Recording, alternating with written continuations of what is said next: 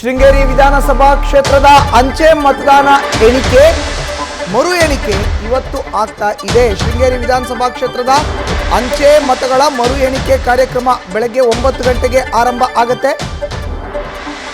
ಬೆಳಗ್ಗೆ 9 ಗಂಟೆಗೆ IDSG ಕಾಲೇಜಿನಲ್ಲಿ ಮತ ಎಣಿಕೆ ಮರು ಮತ ಎಣಿಕೆ ಕಾರ್ಯಕ್ರಮ ಶುರುವಾಗೋ ಅಂಥದ್ದಿದೆ. ಕಾಂಗ್ರೆಸ್ ಬಿಜೆಪಿ ನಾಯಕರ ಸಮಕ್ಷಮದಲ್ಲಿ ಈ ಒಂದು ಅಂಚೆ ಮತದಾನ ಎಣಿಕೆ ಆಗುತ್ತೆ. ಕಾಂಗ್ರೆಸ್ ಬಿಜೆಪಿ ಅಭ್ಯರ್ಥಿಗಳ ಸಮ್ಮುಖದಲ್ಲಿ ಎಣಿಕೆ ಕಾರ್ಯ 2023ರ ಸಾರ್ವತ್ರಿಕ ವಿಧಾನಸಭಾ ಕ್ಷೇತ್ರದ ಚುನಾವಣೆಯಲ್ಲಿ ಕಾಂಗ್ರೆಸ್ನ ಟಿ ಡಿ ರಾಜೇಗೌಡರು 201 ಮತಗಳ ಅಂತರದಿಂದ ಗೆಲುವನ್ನು ಸಾಧಿಸಿದರು. ಈಗ 1822 ಅಂಚೆ ಮತಗಳಲ್ಲಿ 279 ಮತಗಳು ತಿರಸ್ಕಾರ ಆಗಿತ್ತು. 3 ನೋಟಾ ಮತ ಸೇರಿದಂತೆ ಒಟ್ಟು 1822 ಮತಗಳ ಮರು ಎಣಿಕೆ ಕಾರ್ಯಕ್ರಮ ಇವತ್ತಾಗುತ್ತೆ. ತಿರಸ್ಕೃತ ಮತಗಳ ಬಗ್ಗೆ ಬಿಜೆಪಿಯ ಅಭ್ಯರ್ಥಿಯಾಗಿದ್ದಂಥ DN ಜೀವರಾಜ್ ಅವರು ಆಕ್ಷೇಪವನ್ನು ಸಲ್ಲಿಸಿ ಕೋರ್ಟ್ ಮೆಟ್ಟಿಲೇರಿದ್ರು. ಈಗ ಸುಪ್ರೀಂ ಕೋರ್ಟ್ ಹೈಕೋರ್ಟ್ನ ಆದೇಶದಂತೆ ಹೈಕೋರ್ಟ್ನ ಆದೇಶವನ್ನು ಎತ್ತಿ ಹಿಡಿದು ಅದರಂತೆ ಅಂಚೆ ಮತಗಳ ಮರು ಎಣಿಕೆ ಮಾಡಿ ಅನ್ನೋ ಸೂಚನೆಯನ್ನು ಕೊಟ್ಟಿತ್ತು. ಹೀಗಾಗಿ ಇವತ್ತು ಮೇ 2ನೇ ತಾರೀಕು ಬೆಳಗ್ಗೆ 9 ಗಂಟೆಗೆ ಆರಂಭ ಆಗೋ ಅಂಥದ್ದಿದೆ ಶೃಂಗೇರಿ ವಿಧಾನಸಭಾ ಕ್ಷೇತ್ರದ ಅಂಚೆ ಮತಗಳ ಮರು ಎಣಿಕೆ ಕಾರ್ಯ. ಸೊ 2023ರಲ್ಲಿ 201 ಮತಗಳ ಅಂತರದಿಂದ ಟಿ ಡಿ ರಾಜೇಗೌಡರು ಗೆದ್ದಿದ್ರು. 2018ರಲ್ಲೂ ಕೂಡ ಟಿ ಡಿ ರಾಜೇಗೌಡರು ಗೆದ್ದಿದ್ರು. ಹೆಚ್ಚಿನ ಮಾಹಿತಿ ನೀಡಿದರೆ ನಮ್ಮ ಪ್ರತಿನಿಧಿ ಮಹಾರುದ್ರ ಈಗ ದೂರವಾಣಿ ಸಂಪರ್ಕಕ್ಕೆ ಸಿಕ್ಕಿದ್ದಾರೆ. ಮಹಾರುದ್ರ, ಬಹು ನಿರೀಕ್ಷಿತ ಕುತೂಹಲ ಕೆರಳಿಸಿರೋ ಅಂತ ಶೃಂಗೇರಿ ವಿಧಾನಸಭಾ ಕ್ಷೇತ್ರದ ಈಗ ಅಂಚೆ ಮತಗಳ ಮರು ಎಣಿಕೆ ಕಾರ್ಯ ಇನ್ನೇನು ಆರಂಭ ಆಗೋ ಅಂಥದ್ದು ಇದೆ. ಹೇಗಿದೆ ಪ್ರಕ್ರಿಯೆ, ಸಿದ್ಧತೆ, ಎಷ್ಟು ಗಂಟೆಗೆ ಆರಂಭ ಆಗತ್ತೆ ಅಂಚೆ ಮತಗಳ ಮರು ಎಣಿಕೆ ಕಾರ್ಯ? ಹೌದು ಮಧುಸೂದನ್, ಏನಂದ್ರೆ ಶೃಂಗೇರಿ ವಿಧಾನಸಭಾ ಕ್ಷೇತ್ರದ ಮರು ಮತ ಎಣಿಕೆಯ ಈ ಕಾರ್ಯ ಈಗ ಏನಂದ್ರೆ ಆರಂಭ ಆಗಿರುವಂತದ್ದು. ಈಗೇನಂದ್ರೆ ವಿದ್ಯುನ್ಮಾನ ಮತಯಂತ್ರಗಳ ಉಗ್ರಾಣಾಲಯದಲ್ಲಿ ಏನಂದ್ರೆ ಅಂಚೆ ಮತಗಳನ್ನ ಅಧಿಕಾರಿಗಳು ಮತ್ತು ಚುನಾವಣಾ ಅಧಿಕಾರಿಗಳು ಮತ್ತು ವೀಕ್ಷಕರು ಏನಂದ್ರೆ ಅದನ್ನ ಒಂದು ಬಾಕ್ಸ್ ಮೂಲಕ ಏನಂದ್ರೆ ತಗೊಂಡು ಈಗ IDSC ಕಾಲೇಜಿಗೆ ಹೋಗಿ ಮತ ಎಣಿಕೆಗೆ ಇನ್ನೇನು ಕ್ಷಣಗಳನ್ನೇ ಆರಂಭವಾಗಿದೆ.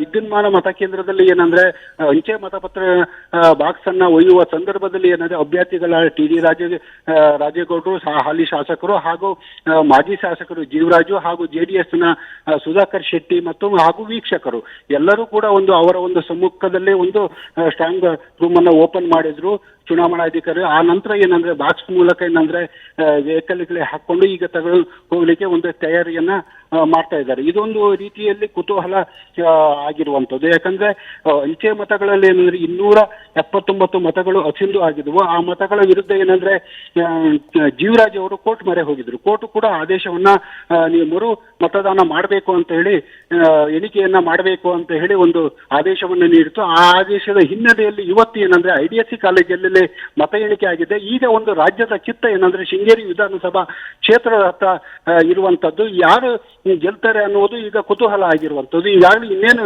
ಕೆಲವೇ ಕ್ಷಣಗಳಲ್ಲಿ ಅಂಚೆ ಮತ ಯಂತ್ರಗಳು ಮತ ಪೆಟ್ಟಿಗೆಯಿಂದ ಏನಂದ್ರೆ ಒಂದು ಎಣಿಕೆ ಕಾರ್ಯವನ್ನ ಒಂದು ಅಧಿಕಾರಿಗಳು ಆರಂಭ ಮಾಡ್ತಾ ಇದ್ದಾರೆ. ಆದ್ರೆ ವಿದ್ಯುನ್ಮಾನ ಮತಯಂತ್ರ ಕೇಂದ್ರದಲ್ಲಿ ಏನಂದ್ರೆ ಬಾಕ್ಸ್ಗಳಲ್ಲಿ ಅಂಚೆ ಮತಪತ್ರಗಳನ್ನ ಬಾಕ್ಸ್ ಈಗ ಒಂದು ಡ್ಯಾಮೇಜ್ ಆಗಿರುವುದು ಒಂದು ಆಕ್ರೋಶಕ್ಕೂ ಕೂಡ ಕಾರಣವಾಗಿದೆ. ಇಲ್ಲೇ ಸ್ಥಳದಲ್ಲಿ ಇದ್ದ ಟಿ ಡಿ ರಾಜೇಗೌಡರು, ಜೀವರಾಜು ಹಾಗೂ ಸುಧಾಕರ್ ಶೆಟ್ಟಿ ಅವರು ಮತ್ತು ಹಾಗೂ ಅವರ ಏಜೆಂಟ್ಗಳು ಏನಂದ್ರೆ ಚುನಾವಣಾಧಿಕಾರಿಗಳಿಗೂ ಒಂದು ಆಕ್ಷೇಪವನ್ನು ಮಾಡಿದ್ದಾರೆ. ಕೆಲವು ಬಾಕ್ಸ್ಗಳು ಏನಂದ್ರೆ ಓಪನ್ ಆಗಿದ್ದಾವೆ, ಇನ್ನು ಕೆಲವು ಬಾಕ್ಸ್ಗಳು ಡ್ಯಾಮೇಜ್ ಆಗಿದ್ದಾವೆ ಮತ್ತು ಇನ್ನು ಕೆಲವು ಬಾಕ್ಸ್ಗಳು ಏನಂದ್ರೆ ಅವಕ್ಕೆ ಸೀಲು ಇಲ್ಲ. ಈ ರೀತಿ ಆಗಿರುವುದನ್ನ ಏನಂದ್ರೆ ಪ್ರಶ್ನೆಯನ್ನ ಮಾಡಿದ್ರು. ತಕ್ಷಣ ಏನಾದ್ರೆ ಸ್ಥಳದಲ್ಲಿ ಇರೋ ಗೌರವ್ ಶೆಟ್ಟಿ, ಚುನಾವಣಾಧಿಕಾರಿ ಗೌರವ್ ಶೆಟ್ಟಿ ಅವರು ಅದನ್ನ ವಿಡಿಯೋ ರೆಕಾರ್ಡ್ ಅನ್ನ ಮಾಡಿ ಏನಂದ್ರೆ ಅದನ್ನ ಮರುಪರಿಶೀಲನೆಯನ್ನ ಮಾಡ್ತೀವಿ, ಎಲ್ಲವೂ ಕೂಡ ದಾಖಲಾತಿ ಮೂಲಕನೇ ಆಗ್ತದೆ ಅಂತ ಹೇಳಿದ್ರು. ಆದ್ರೆ ಕೆಲವು ಕಾಲ ಏನಂದ್ರೆ ಅಧಿಕಾರಿಗಳು ಮತ್ತು ಅಭ್ಯರ್ಥಿಗಳಲ್ಲಿ ಒಂದು ಆತಂಕದ ವಾತಾವರಣ ನಿರ್ಮಾಣ ಆಯಿತು. ಯಾಕೆ ಈ ಬಾಕ್ಸ್ಗಳು ಓಪನ್ ಆಗಿದ್ದಾವೆ ಮತ್ತೆ ಸೀಲ್ಗಳು ಯಾಕಿಲ್ಲ ಅನ್ನೋ ಒಂದು ಪ್ರಶ್ನೆನೂ ಕೂಡ ಇಲ್ಲಿ ಎದುರಾಗಿರುವಂತದ್ದು. ಮಧುಸೂದನ್, ಧನ್ಯವಾದ ಮಹಾರುದ್ರ ನಿಮ್ಮ ಮಾಹಿತಿಗೆ.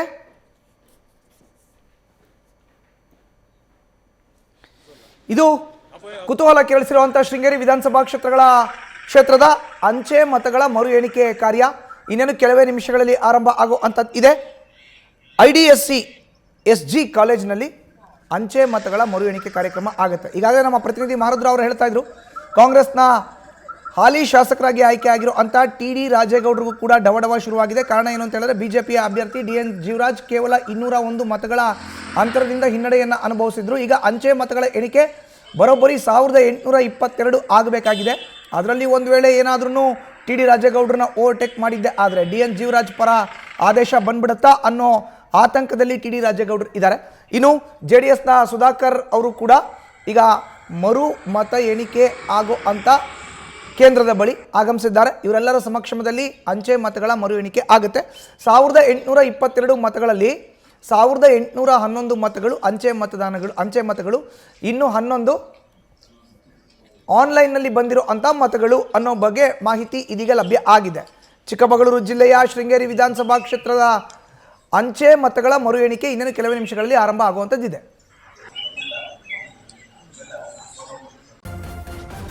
ನ್ಯೂಸ್ ಫಸ್ಟ್ ನಿರ್ಭೀತಿಯಿಂದ ನಿಮ್ಮ ಪರವಾಗಿ.